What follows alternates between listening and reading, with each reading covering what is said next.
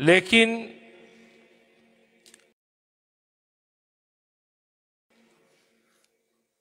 جب اپنا اپنا رول پلے کرنے کا موقع آتا ہے، اپنی اپنی ذمہ داری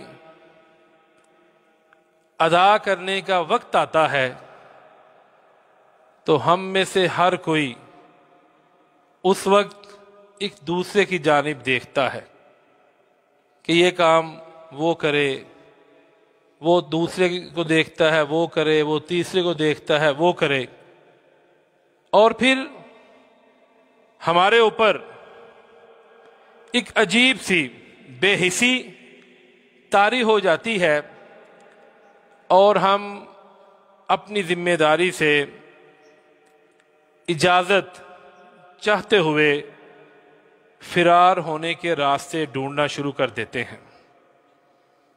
لیکن یہ بات یاد رکھیے، آپ اس امت کے دل و دماغ ہیں، آپ اس مسلک کے دل و دماغ ہیں، آپ اس وطن کے دل و دماغ ہیں، آپ کے بازوؤں میں توحید کی طاقت ہے، اور آپ کے سینوں میں ایمان کی حرارت ہے۔ اگر آپ نہیں اٹھیں گے تو کون اٹھے گا؟ اگر آپ اپنی ذمہ داری کو نہیں پہچانیں گے تو پھر یہ بات یاد رکھیے، اس امت کا، اس مسلک کا، اس جماعت کا، اس وطن کا کوئی بھی پرسان حال نہیں ہوگا، کیونکہ آپ اللہ تعالیٰ کی اس زمین پر وہ بہترین لوگ ہیں جن کے پاس اللہ تعالیٰ کی زمین کے اوپر دنیا کا بہترین منہج ہے۔ اگر اس منہج کے حاملین اپنی ذمہ داریوں کا احساس نہیں کریں گے بلکہ ان سے فرار اختیار کریں گے تو پھر آپ لوگوں سے شکوہ نہیں کر سکتے۔ ہمارا یہ کام بنتا ہے کہ ہم اپنی اپنی ذمہ داری ادا کریں۔ اقبال نے کہا تھا، شکوہ ظلمت شب سے تو کہیں بہتر تھا، شکوہ ظلمت شب سے تو کہیں بہتر تھا، اپنے حصے کی شمع جلاتے جاتے۔ کہ جس کو جو ذمہ داری عائد کی گئی ہے، جس کو جو ذمہ داری عطا کی گئی ہے، جس کو جو ذمہ داری تفویض کی گئی ہے، وہ اگر اپنی اپنی ذمہ داری کے مطابق اپنا کردار ادا کرتا ہے تو پھر یہ معاشرہ ہمیں بے ہنگم نظر نہیں آئے گا۔ آج کی یہ جو تربیتی نشست ہے، اسی کی بات کریں۔ اگر ہمارے اندر یہ احساس ذمہ داری ہو کہ ہم نے آج کی جو رات ہے اس کی نیند کو قربان کیا ہے، آپ اسلام آباد کے مختلف کونوں سے یہاں تشریف لائے ہیں، جو سپیکرز ہیں کوئی کہیں سے آیا ہے، کوئی کہیں سے آیا ہے، لیکن اس کے باوجود کچھ باہر گپ شپ لگا رہے ہیں، کوئی سامنے بیٹھ کے گپ شپ کر رہے ہیں، کوئی اونگ رہے ہیں، کوئی گھوم پھر رہے ہیں۔ کیا فائدہ ہوگا؟ اس سے بہتر نہیں کہ اگر آپ ذمہ داری کے ساتھ اپنی نیند پوری کریں، آپ ذمہ داری کے ساتھ، ویسے بھی سردی کی آمد ہے، اس موسم میں سونے کا بھی بڑا مزہ آتا ہے، تو آپ ذمہ داری کے ساتھ گرم بستر میں اپنی نیند کو پورے کریں، یہ بھی ذمہ داری ہے۔ اور نبی مکرم صلی اللہ علیہ وسلم کو اللہ رب العزت نے جب حیثیت رسول مبعوث فرمایا تو آپ صلی اللہ علیہ وسلم کی بعثت کا مقصد صرف عبادات کو سکھانا نہیں تھا، بلکہ انسان میں احساس ذمہ داری کو پیدا کرنا، یہ بھی نبی مکرم علیہ الصلوۃ والسلام کی دعوت ہے۔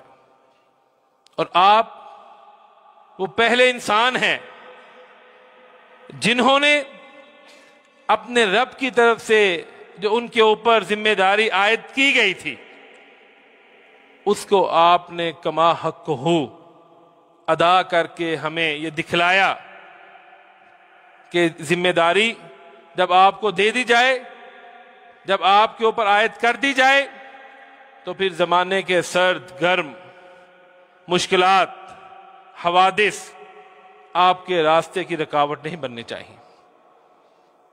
اور آپ کی سیرت کے بہت سے پہلو ہیں، بلکہ اگر میں یوں کہوں کہ ہر قدم پہ، ہر سٹیپ پہ آپ کو روکا گیا، آپ کو تکالیف پہنچائی گئیں، آپ کو تنگ کیا گیا، لیکن نبی مکرم علیہ الصلوۃ والسلام نے جو آپ کا مشن تھا، جس کے لیے آپ کو اللہ تعالیٰ نے مبعوث فرمایا تھا، آپ نے اس سے راہ فرار حاصل نہیں کیا۔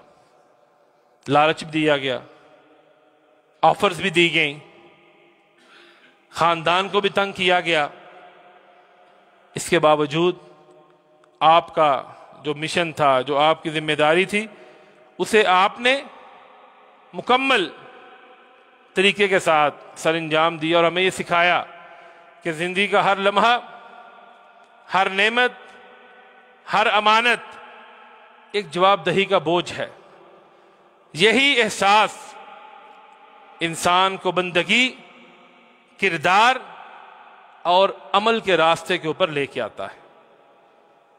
جب تک آپ کے اندر یہ احساس پیدا نہیں ہوگا، تب تک آپ نماز بھی ادا نہیں کریں گے، تب تک آپ کی جبین نیاز ایک اللہ کے سامنے نہیں جھکے گی، تب تک آپ کو بندگی کے جو تقاضے ہیں ان سے بھی روشناس آپ نہیں ہو سکتے، جب تک آپ کے اندر اپنی ذمہ داری کا احساس پیدا نہیں ہوگا۔ حضرات گرامی، اللہ رب العزت نے قرآن کریم میں ایمان والوں کے دلوں کو جھنجھوڑنے کے لیے، انہیں جگانے کے لیے، اللہ رب العزت فرماتے ہیں کہ ہر انسان اپنے کیے کا خود ذمہ دار ہے۔ اور یہ ہمارے لیے بڑا میسیج ہے۔ ہم بڑے آرام سے کہہ دیتے ہیں یہ فلاں کی ذمہ داری تھی، یہ فلاں کا کام تھا، یہ ہمارا کام نہیں تھا، یہ ہماری ذمہ داری نہیں تھی، چاہے وہ معاشرے میں رہتے ہوئے، مسجد میں رہتے ہوئے، سوسائٹی میں رہتے ہوئے، تنظیم میں رہتے ہوئے، جماعت میں رہتے ہوئے، خاندان میں رہتے ہوئے، کسی بزنس پارٹنرشپ میں رہتے ہوئے، کسی بھی جگہ پہ آپ ہیں، کبھی بھی یہ نہیں ہو سکتا کہ آپ اپنی ذمہ داری سے فرار حاصل کرتے ہوئے اپنی غلطیوں، اپنی کوتاہیوں اور اپنی سستیوں کا جو بوجھ ہے وہ آپ اپنے سر سے اتار کر کسی دوسرے کے اوپر لاد دیں۔ یہ ممکن نہیں ہے۔ ہر انسان اپنی اپنی ذمہ داری کا، اپنی اپنی حرکات کا، اعمال کا ذمہ دار ہے۔ اور یہ بات بھی یاد رکھیے، کبھی بھی کوئی دوسرا آپ کی ذمہ داری کا بوجھ نہیں اٹھائے گا۔ اپنا بوجھ، اپنی ذمہ داری کا بوجھ انسان کو خود ہی اٹھانا پڑتا ہے۔ اور جب تک آپ اپنی کوتاہیوں کا مداوع خود نہیں کریں گے، کوئی بھی آپ کی کوتاہیوں کا مداوع نہیں کرے گا، اور نہ ہی ہمارے گناہوں کا جواب کوئی اور دے گا، وہ بھی ہم نے خود ہی دینا ہے۔ اور یہ ہمارے لیے سبق ہے کہ مومن کبھی بے پرواہ نہیں ہوتا، اس کے اندر ہمیشہ ذمہ داری کا احساس جاگتا رہتا ہے، زندہ رہتا ہے۔ وہ جانتا ہے کہ اس کے ہر لفظ، اس کے ہر قدم، اس کی ہر نگاہ، اس کے ہر عمل حتیٰ کہ اس کے دل میں جو ارادہ ہے وہ بھی اللہ رب العزت کے ہاں ریکارڈ ہو رہا ہے۔ یہاں پر تو یہ ہے نا، جب تک میں بولوں گا نہیں آپ میرے بارے میں رائے قائم نہیں کر سکتے، جب تک بشارت مدنی صاحب کچھ نہیں کہیں گے آپ ان کے بارے میں کچھ نہیں کہہ سکتے، نوٹ نہیں کر سکتے، لکھ نہیں سکتے۔ لیکن اللہ رب العزت کے ہاں ہمارے دل کا جو ارادہ ہے وہ بھی ریکارڈ کیا جاتا ہے، نوٹ کیا جاتا ہے۔ عمل تو بہت بات کی بات ہے۔ اس کے بعد جب یہ یقین دل میں اتر جائے تو انسان کے اندر ذمہ داری کا احساس بڑھ جاتا ہے۔ وہ سوچتا ہے کہ جو میں کر رہا ہوں اللہ دیکھ رہا ہے، میں جس کام کو چھوڑ رہا ہوں اس کا بھی حساب ہوگا۔ پھر وہ نہ عبادت میں غفلت کرتا ہے، نہ وہ معاملات میں خیانت کرتا ہے، نہ وہ ظلم کرتا ہے، اور نہ ہی وہ وقت ضائع کرتا ہے، اور نہ ہی اس کو جب پھر ذمہ داری دی جاتی ہے وہ اپنی ذمہ داری میں خیانت کرتا ہے۔ ہم یہ سمجھتے ہیں تنظیم میں جو لوگ کام کرتے ہیں کہ ہمیں جو ذمہ داری دی جاتی ہے اگر ہم اس کا حق ادا نہیں کرتے تو ہم سے پوچھ گچھ نہیں ہوگی۔ یہ ہماری بہت بڑی خام خیالی ہے۔ نبی مکرم علیہ الصلاۃ والسلام کا فرمان گرامی ہے، کلکم راعٍ وکلکم مسئول عن رعیتہ، تم میں سے ہر کوئی ذمہ دار ہے اور ہر ایک سے اس کی ذمہ داری کے متعلق پوچھا جائے گا۔ یہ فرمان مبارک دراصل احساس ذمہ داری کی بنیاد ہے، اساس ہے۔ آپ نے ان چند الفاظ میں پوری امت کو ایک ایسا دستور دیا ہے، ایک ایسا نظام دیا ہے جو اگر سمجھ لیا جائے تو یہ معاشرہ، یہ سوسائٹی عدل، دیانت اور خیر کا نمونہ بن جائے گی۔ کوئی بھی شخص اپنی ذمہ داری سے آزاد نہیں ہے۔ اگر کوئی صدر ہے تو وہ اپنے اعمال کا جواب دہ ہے، کوئی جنرل سیکرٹری ہے وہ اپنے افعال کا جواب دہ ہے، اگر کوئی مسجد کا امام ہے تو وہ اپنے جو نمازی ہیں ان کا جواب دہ ہے، جو شوہر ہے وہ اپنے گھر کا جواب دہ ہے، ماں اپنے بچوں کی پرورش کی جواب دہ ہے، اور یہاں تک کہ ایک عام کارکن جسے کوئی ذمہ داری سونپی جاتی ہے وہ بھی اس اپنی ذمہ داری کے متعلق جواب دہ ہے۔ لیکن میرا اور آپ کا رویہ کیا ہے اس معاملے میں؟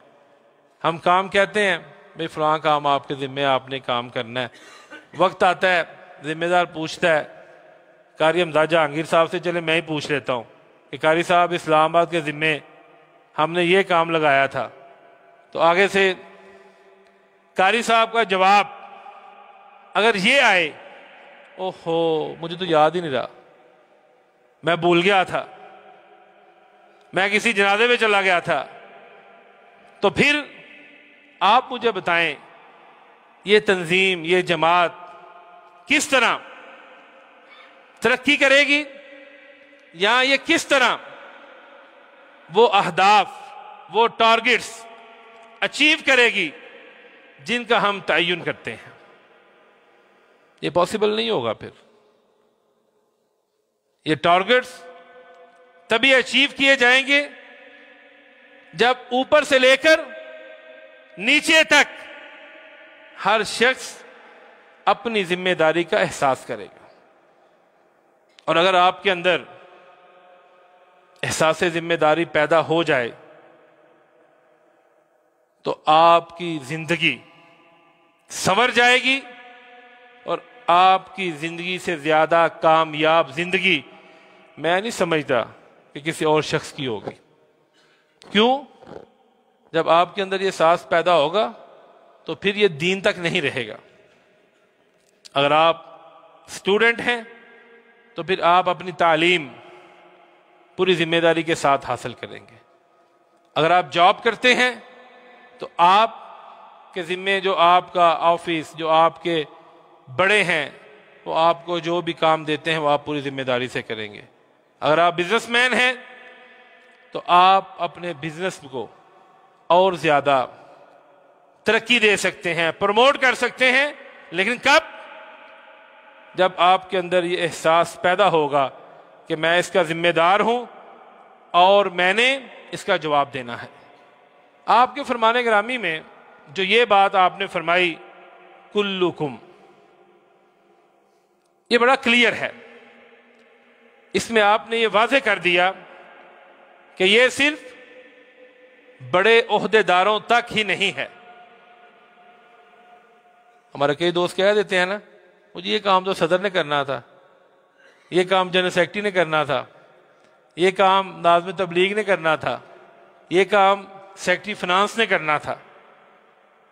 نہیں میرے بھائیوں، میرے عزیزوں، میرے دوستوں، کلکم، ہم سب، چاہے کوئی چھوٹا ہے چاہے کوئی بڑا ہے، کوئی امیر ہے غریب ہے، کوئی پڑھا لکھا ہے کوئی کم پڑھا لکھا ہے، ان سب نے اپنی ذمہ داری کا احساس کرنا ہے۔ اور اگر کوئی نوجوان یہ سمجھتا ہے کہ میں تو ابھی چھوٹا ہوں، چلیں چھوٹے کی بات ہے، ادھر موسیٰ بیٹھا ہوگا، یہ اٹھو موسیٰ، یہ اسلام آباد کی یوتھ فورس کا ایک سب سے میں سمجھتا ہوں چھوٹا کارکن ہے، لٹل ممبر ہے، لیکن آپ حیران ہوں گے کراچی سے لے کے خیبر تک،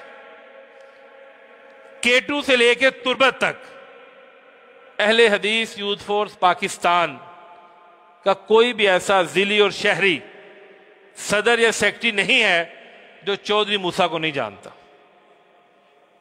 بیٹھ جائیں۔ وجہ کیا ہے؟ آپ یوتھ فورس پاکستان کا پیج کھولیں، کوئی پوسٹ بھی آپ کو ایسی نہیں ملے گی جس کے نیچے موسیٰ کا کمنٹ نہیں ہوگا۔ حالانکہ یہ میرا خیال ہے سب سے چھوٹا یہی ہے، لیکن اس نے اپنی ذمہ داری کا احساس کر لیا ہے، جس کی وجہ سے میرے سے لے کر اب کسی بھی یوتھ فورس کے ذمہ دار سے پوچھیں کہ یار وہ جو اسلام آباد کا لڑکا پوسٹیں شیئر کرتا ہے، کمنٹس کرتا ہے، اس کا نام کیا ہے؟ سبھی بتائیں یار وہ موسیٰ۔ یعنی یہ برانڈ بن چکا ہے اسلام آباد کا۔ اور یہ برانڈ کیسے بنا ہے؟ اور جاگ دے ہو پہ، برانڈ کیسے بنا ہے؟ ذمہ داری کے احساس سے بنا ہے۔ اور اگر یہی ذمہ داری کا احساس میں بھی کر لوں، آپ بھی کر لیں، تو پھر کوئی مشکل نہیں ہے کہ آپ اس سال معاشرے کی بنیاد رکھیں، کوئی مشکل نہیں ہے۔ عقبہ بن نافع جب شمالی افریقہ فتح کرتے ہوئے سمندر کے کنارے پہنچا، آگے پانی تھا، تو عقبہ نے اپنے گھوڑے کو سمندر کے پانی میں ڈالا اور اپنی نگاہوں کو آسمان کی طرف اٹھایا۔ کیا کہتا ہے؟ اللہم رب محمد، اے محمد کے رب، لولا ھذا البحر لفتحت الدنیا فی الائی کلمتک۔ اے اللہ، اے محمد کے رب، اگر مجھے پتا ہوتا کہ اس سمندر کے بعد تیری زمین ہے تو تیرے جھنڈے کو بلند کرنے کے لیے میں اسے بھی فتح کرتا۔ یہ ذمہ داری کا احساس ہے۔ اور قتیبہ بن مسلم نے جب چائنا کے علاقوں کو فتح کیا، وہاں سردی تھی، ساتھیوں نے کہا یا قتیبہ نحن غریب الدیار، ہم اجنبی لوگ ہیں، موسم بدل چکا ہے، سردی بڑھ چکی ہے، ہمیں واپس چلنا چاہیے، تو قتیبہ نے کہا تھا یہاں سے قتیبہ تب تک نہیں ہلے گا جب تک میں یہاں کے ہر شہر کے اوپر اللہ تعالیٰ کی توحید کے پرچم کو نصب نہ کر دوں۔ طارق ابن زیاد آج ہسپانیہ، اسپین ہماری عظمت رفتہ کے اوپر شکوہ کناں ہے۔ آج ہم بڑے شوق سے جاتے ہیں کہ ہم نے میڈرڈ، ہم نے بارسلونا جانا ہے، حالانکہ وہی اسپین ہے جہاں پہ کرتبہ، اشبیلیہ اور گرناطہ تھے۔ اس نے کہا اترے جبل الطارق پہ، جبلاٹر پہ، کہا کشتیاں جلا دو۔ ساتھوں کا طارق واپس کیسے جائیں گے؟ اس نے کہا واپس کس نے جانا ہے؟ میری ذمہ داری ہے کہ میں اندلس کے جو بلدان ہیں، جو شہر ہیں، ان کے اوپر رب کی توحید کے علم کو نصب کر کے جاؤں۔ آپ کیا سمجھتے ہیں کہ ان کے پاس کوئی بڑا جنگی ساز و سامان تھا، کوئی بڑی عددی قوت تھی؟ ایسا کوئی معاملہ نہیں تھا، لیکن ان کے پاس ایک قوت اور طاقت احساس کی تھی، جو انہیں یہ احساس دلاتی رہتی تھی کہ آپ کے ذمے یہ ذمہ داریاں ہیں اور آپ نے ان کو ادا کرنا ہے۔ آج ہم بڑے فخر سے کہتے ہیں کہ مرکزی جمعیت اہل حدیث ہمارے اسلاف کی جماعت ہے۔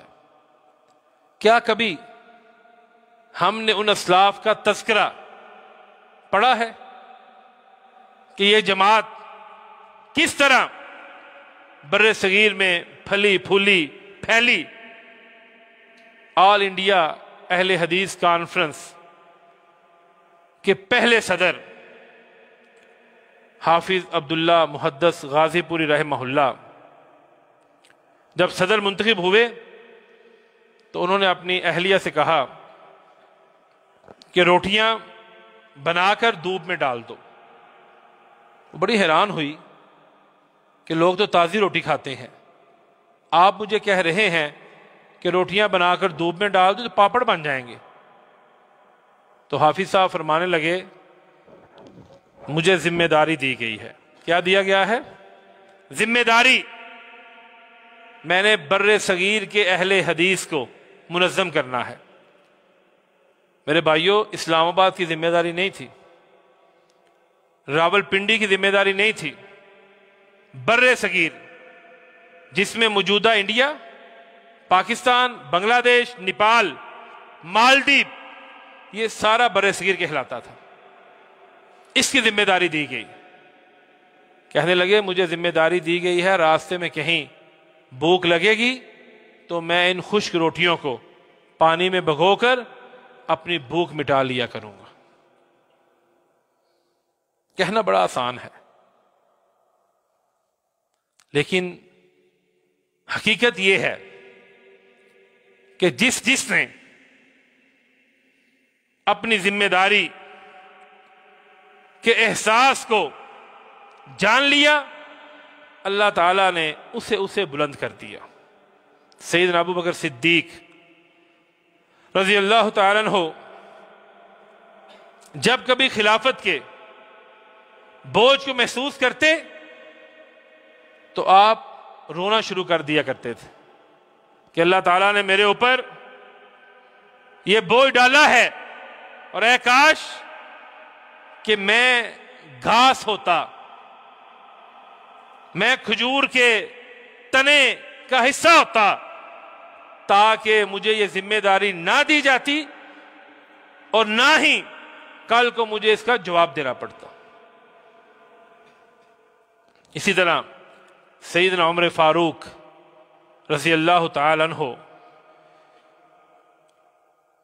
کے بارے میں آتا ہے، وہ فرمایا کرتے تھے اگر فرات کے کنارے، کہاں پہ مدینہ، کہاں پہ فرات کے کنارے اگر ایک بکری پیاسی مر گئی تو عمر اس کا بھی اللہ تعالیٰ کو جواب دہ ہے۔ یہ کن لوگوں کی باتیں ہیں؟ جو خیر القرون کے لوگ تھے، جنہیں ایک مرتبہ نہیں، دو مرتبہ نہیں، 20 مرتبہ نبی مکرم علیہ الصلوۃ والسلام کی زبان نبوت سے جنت کی بشارت عطا کی گئی تھی۔ اس کے باوجود وہ اپنی ذمہ داری کو ادا کرنے کے احساس میں اتنے مبتلا تھے کہ ہمہ وقت وہ اسی فکر اور سوچ میں رہتے تھے کہ ہم کس طرح اپنی اس ذمہ داری کو ادا کر سکتے ہیں۔ میرے بھائیوں، میرے عزیزوں، میرے دوستوں، حقیقت تو یہ ہے کہ یہ ٹاپک اتنا وسیع ہے کہ اس پہ آپ جتنی بھی بات کر لیں اتنی ہی کم ہے، لیکن کچھ چیزیں مختصر طور پہ آپ کے سامنے رکھنا چاہتا ہوں تاکہ سب سے پہلے میرا اور پھر آپ کا جو احساس ہے ذمہ داری کے حوالے سے وہ جاگ جائے، اور جن کا جاگا ہوا ہے اس میں اور بہتری آ جائے، جذبہ پیدا ہو جائے۔ دیکھیں، سب سے پہلی جو ذمہ داری ہے وہ ذاتی ذمہ داری ہے، جیسا کہ اللہ تعالیٰ نے قرآن کریم میں ارشاد فرمایا، یا ایھا الذین آمنوا قوا انفسکم، کہ سب سے پہلے اپنے آپ کو جہنم کی آگ سے بچاؤ۔ اب یہ ہمارے اوپر ڈیپینڈ کرتا ہے کہ ہم کس طرح اپنی ذات کو، اپنی نیت کو، عقیدے کو، اخلاق کو، کردار کو، معاملات کو، عبادات کو اس طرح ادا کرتے ہیں جس طرح ہماری شریعت نے رہنمائی کی ہے۔ تو اس کا مطلب یہ ہے کہ ہم نے اپنی ذات سے اس احساس کا آغاز کرتے ہوئے اپنے آپ کو اللہ رب العزت کے غضب سے، اللہ رب العزت کی ناراضگی سے بچا لیا ہے۔ اور جب انسان اپنے آپ سے شروع کرتا ہے، اس کے بعد دوسری ذمہ داری گھر والوں کی ہے۔ ہم یہ بھی نہیں چاہتے کہ آپ تنظیم کا کام کریں اور اپنے گھر والوں کو بھول جائیں۔ خیرکم خیرکم لأہلہ، تم میں سے بہتر وہ ہے جو اپنے گھر والوں کے لیے بہتر ہے، اپنے والدین کے لیے بہتر ہے، اپنے بچوں کے لیے بہتر ہے، اپنی وائف کے لیے بہتر ہے۔ ان کا خیال کرنا یہ بھی آپ کے فرائض میں، آپ کی ذمہ داریوں میں شامل ہے۔ اور یہ بات یاد رکھیے، بالخصوص جو میرے نوجوان بھائی ہیں، دوست ہیں، ماں باپ کی دعائیں آپ کی دنیاوی اور آپ کی دینی جو ترقی ہے اس میں بنیادی کردار ادا کرتی ہے۔ کوئی بندہ یہ نہ سوچے کہ میرے میں بڑی خوبیاں ہیں، میں بڑا محنتی ہوں۔ جب تک آپ کو ماں باپ کی دعائیں حاصل نہیں ہوں گی تب تک آپ اپنی زندگی میں اپنے مطلوبہ نتائج کو حاصل نہیں کر سکتے۔ تجربہ کر کے دیکھ لیں، تجربہ کریں۔ مجھے کبھی کبھی دوست کہتے ہیں کہ حافظ صاحب میرے لیے دعا کریں، تو میں ہنس پڑتا ہوں آگے سے۔ میں پوچھتا ہوں، آپ کے والد صاحب زندہ ہیں؟ آپ کی والدہ حیات ہیں؟ جی بالکل، الحمدللہ والد صاحب بھی ہیں، والدہ بھی ہیں۔ ارے بھائی، آپ کے گھر میں دعاؤں کا ڈیپو ہے، دعاؤں کا ڈیپو، دعاؤں کا میٹرو ہے۔ اور جس گھر میں دعاؤں کا میٹرو ہو، اسے کیا ضرورت ہے گھر سے باہر دعا کے لیے کہنے کی؟ اور جب آپ ان کی خدمت کریں گے، اور یہ بھی بڑے آسان طریقے ہیں، کہ زیادہ لمبا چوڑا کام نہیں ہے، تو ان کے دل سے آپ کے لیے خود بخود دعا نکلتی ہے۔ اور جو ان کے دل سے آپ کے لیے دعا نکلتی ہے، میرا یہ ایمان اور یقین ہے کہ ایسے شخص کو کبھی بھی زندگی میں ناکامی کا سامنا نہیں کرنا پڑتا، پاسبل نہیں ہے۔ اس لیے اس کے اوپر بھی یہ بھی احساس پیدا کریں کہ ہم نے والدین سے دعائیں کس طرح لینی ہے۔ تیسری ذمہ داری جو آپ کے اوپر ہے وہ اجتماعی ذمہ داری ہے۔ اس میں آپ کا معاشرہ بھی آتا ہے، آپ کا خاندان بھی آتا ہے، آپ کی تنظیم بھی آتی ہے، آپ کے فرینڈز بھی آتے ہیں، آپ کا اسٹڈی سرکل بھی آتا ہے، آپ کا بزنس سرکل بھی آتا ہے، جاب سرکل بھی آتا ہے۔ وہاں پر جو جس جگہ پہ آپ کے ساتھ اٹیچ ہے، وہاں پہ بھی آپ کی یہ ذمہ داری ہے کہ آپ اپنا وہاں پہ اچھا کردار، اچھا اخلاق پیش کریں، تاکہ وہ لوگ اور زیادہ آپ کے ساتھ اٹیچ ہوں۔ جب وہ آپ کے ساتھ اٹیچ ہوں گے تو پھر آپ کو اور زیادہ دعوت کا، دین کا، تبلیغ کا، لوگوں کی فلاح و بہبود کا کام کرنے کا موقع ملے گا۔ اور جہاں پر دعوت ہے، تبلیغ ہے، وہیں پر بہترین شخص وہ ہے جس سے لوگوں کو فائدہ ہو۔ ابھی ریسنٹلی سیلاب آیا ہے تو الحمدللہ اہل حدیث یوتھ فورس پاکستان نے سیلاب متاثرین میں اللہ تعالیٰ کے فضل سے اپنے ضلعی اور شہری ذمہ داران کے تعاون سے 9 کروڑ 15 لاکھ کا ریلیف کا کام کیا اللہ کے فضل و کرم سے۔ یہ کیسے ممکن ہوا ہے؟ احساس کے ساتھ کہ یہ ہمارے اہل وطن ہیں، یہ پاکستانی ہیں، یہ مصیبت میں ہیں، ہم نے ان کے کام آنا ہے۔ اور یہ احساس الحمدللہ اہل حدیث یوتھ فورس کے ہر کارکن نے کیا ہے، یہ احساس ہر ورکر نے کیا ہے، ہر ذمہ دار نے کیا ہے، اور پھر اپنی ذمہ داریوں کو انہوں نے بخوبی الحمدللہ نبھایا ہے۔ اسی طرح دعوت و اصلاح ہے، اس میں آپ جانتے ہیں موجودہ دور میں سوشل میڈیا مین سٹریم میڈیا کی حیثیت اختیار کر چکا ہے، اور مجھے بالکل اچھا نہیں لگتا کہ بندہ اہل حدیث یوتھ فورس کا کارکن بھی ہو اور وہ سوشل میڈیا پہ لوگوں کے جو عیوب ہیں ان کو اجاگر کرتا پھرے۔ کسی کی غلطی ہے، کسی میں کوتاہی ہے، اسے پرسنل سمجھائیں، اس کو مل لیں، فون کر لیں، میسج کر لیں۔ یہ کیا ایک عجیب ہمارے اندر یہ ویوز دینے کا جو چسکا ہے، یہ ایسا ہمارے اندر آ چکا ہے کہ ہم نہیں دیکھتے کہ کسی کی عزت، کسی کی ہماری وجہ سے کوئی کتنا تنگ ہو رہا ہے۔ تو اس لیے آپ کا قلم، آپ کی زبان، آپ کے ہاتھ، آپ کی انگلیاں، آپ کے فون کا پیڈ، آپ کا لیپ ٹاپ، ٹیب، یہ سارے احساس ذمہ داری کے اندر جکڑے ہوئے ہونے چاہیے کہ ہم نے کوئی ایسی بات نہیں کرنی، کہنی نہیں، لکھنی نہیں کہ جس سے کسی کی دل آزاری ہو۔ اگر آج آپ لوگوں کے عیوب پہ پردہ ڈالیں گے تو قیامت کے روز اللہ تعالیٰ آپ کے عیوب پہ پردہ ڈالے گا۔ من ستر المسلم سترہ اللہ بہ یوم القیامہ۔ اور آج آپ کسی کے عیوب پہ پردہ ڈالیں گے تو قیامت کے روز اللہ تعالیٰ آپ کے عیوب پہ پردہ ڈالے گا۔ مجھے لگ رہا ہے کہ ٹائم ختم ہو رہا ہے، مدنی صاحب جڑ رہے ہیں، پر ایک دو بات اور کہنی چاہتا ہوں۔ ایک بہت بڑی ذمہ داری ہے دینی فکر میں استقامت، دینی فکر میں استقامت۔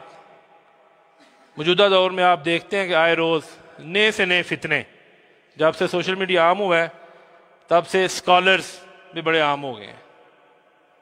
ماشاءاللہ ہر بندے اسکالر بنا ہوتا ہے، جس کے پاس ایک موبائل ہے، ایک وہ کیا کہتے ہیں مائک ہے، وہ لوگوں کی رہنمائی کر رہا ہے۔ تو ان حالات میں آپ کو دیکھنا چاہیے کہ آپ نے علم، طریقہ کس سے لینا ہے؟ مستند علماء سے، اور ان سے لے کر پھر آپ نے اس کے اوپر استقامت اختیار کرنی ہے۔ جب آپ استقامت اختیار کریں گے تو پھر اللہ تعالیٰ آپ کے لیے فرشتوں کو نازل کر دے گا۔ جب آپ استقامت اختیار کریں گے تو انشاءاللہ پھر فکری طور پہ، منہجی طور پہ آپ ایک مثالی نوجوان کا روپ دار لیں گے۔ آپ جانتے ہیں کہ موجودہ دور میں لادینیت، الحاد، سیکولرزم، لبرلزم آئے روز ہمیں ایسے مناظر دکھاتا ہے کہ جس سے انسان سوچنے میں مجبور ہو جاتا ہے کہ ہمارا معاشرہ کس طرف چل پڑا ہے۔ چوتھی بات عملی نظم و ضبط کی ہے۔ ایک منظم نوجوان ہی ایک مضبوط جماعت کی پہچان ہوتا ہے۔ وقت کی پابندی، صفوں کی ترتیب، نیت کی درستگی، سنجیدگی، یہ سب آپ کے وقار کا حصہ ہے۔ یاد رکھیے ہمارا طرز عمل ہی ہمارا پیغام ہے، ہماری سادگی، سنجیدگی، استقامت، متانت، اخلاص ہی ہمیں دوسروں سے ممتاز بناتے ہیں۔ اور جب آپ ان ساری چیزوں سے فرار حاصل کریں گے تو پھر اخلاقی طور پہ ہمارا زوال شروع ہو جائے گا، ہم اخلاقی طور پہ ڈاؤن ہو جائیں گے، اخلاقی طور پہ ہم پھر اس نہج پہ پہنچ جائیں گے کہ کہ پھر ہمارا کوئی بھی پرسان حال نہیں ہوگا۔ آخر میں اہل حدیث یوتھ فورس کے جو نوجوان ہیں انہیں محاسبہ نفس کے لیے، سیلف اسیسمنٹ کے لیے کچھ پوائنٹس ہیں وہ ضرور شیئر کرنا چاہتا ہوں کہ آپ روزانہ اپنے آپ سے سوال کیا کریں۔ سیلف اسیسمنٹ، محاسبہ نفس، کہ آج میں نے دین کے لیے کیا کیا ہے۔ اور اس میں کوئی بڑا کام کرنے کی ضرورت بھی نہیں ہے۔ ہم یہ سوچتے ہیں پتہ ہے بڑا کام کریں گے پھر بات ہوگی، کبھی کبھی چھوٹے چھوٹے کام بھی انسان کی نجات کے لیے کافی ہوتے ہیں۔ پہلی بات کہ ہم نے دین کے لیے کیا کیا ہے۔ دوسری بات، آج ہم نے اہل حدیث یوتھ فورس کے لیے کیا کیا ہے۔ میں اکثر کہا کرتا ہوں کہ ایک سال میں اگر آپ اپنے ساتھ ایک نوجوان، کتنے؟ ایک، 365 دنوں میں آپ اگر اپنے ساتھ ایک نوجوان نیا اہل حدیث یوتھ فورس کے ساتھ شامل کر دیتے ہیں تو اللہ کی قسم آپ اس دنیا میں کامیاب ترین انسان ہیں۔ کہنے کو بڑا آسان کام ہے ایک بندہ، لیکن اگر بندہ سیدنا نوح علیہ السلام کی سیرت کو پڑھتا ہے نا تو پھر پتہ چلتا ہے کہ سینکڑوں سال بھی تبلیغ کر کے تو ایک بندہ تیار نہیں ہوتا، اس کے لیے بڑی محنت چاہیے۔ تو آپ میں سے کون کون ایک بندہ تیار کرے گا ایک سال میں؟ جی حسن زہیر بٹی صاحب، عثمان چودھری صاحب، موسیٰ صاحب، بشارت مدنی صاحب، قاری عبد الرحمن صاحب، ہاں ولی کیا کر چکنا ہے؟ چلیں، اللہ تعالیٰ آپ کو اس کی ہمت عطا کرے، اللہ تعالیٰ آپ کو توفیق عطا کرے۔ اس کے بعد یہ بھی سوچا کریں کہ ہم ایک امت کا حصہ بھی ہیں، چاہے اس امت کی حالت اس وقت ویسی نہیں ہے جیسی ہونی چاہیے، لیکن بحیثیت اہل حدیث اس امت کے لیے بھی سوچنا چاہیے کہ یار آج ہم نے اپنی امت کے لیے کیا کیا ہے، فلسطینیوں کے لیے کیا کیا ہے، ہم نے کشمیریوں کے لیے کیا کیا ہے، سوڈانیوں کے لیے ہم نے کیا کیا ہے۔ اس کا بھی اپنے آپ سے سوال کرنا چاہیے، اور یہی وہ سوالات ہیں جو انسان کو غفلت سے نکالتے ہیں، دل کو جھنجھوڑتے ہیں اور عمل پہ ابھارتے ہیں۔ اگر آپ ان سوالوں کو اپنی زندگی کا حصہ بنا لیتے ہیں، اگر آپ روزانہ جب آپ صبح اٹھتے ہیں، نماز ادا کرتے ہیں، تو آپ یہ سوال اپنے سامنے لکھ لیں، رات کو سوتے وقت سوچیں کہ آج پورے دن میں میں نے کیا کیا ہے، تو مجھے بڑی امید ہے کہ انشاءاللہ العزیز آپ کا آنے والا کل گزرے دن سے بہتر ہوگا۔ اور یہ بات ہمیشہ یاد رکھیے، کبھی بھی کام مکمل نہیں ہوتے، ہمیشہ کام بہتری مانگتے ہیں، محنت مانگتے ہیں، وقت فرصت ہے کہاں ابھی باقی، نور توحید کا اتمام ہے ابھی باقی۔ اللہ تعالی ہم سب کا حامی و ناصر ہو۔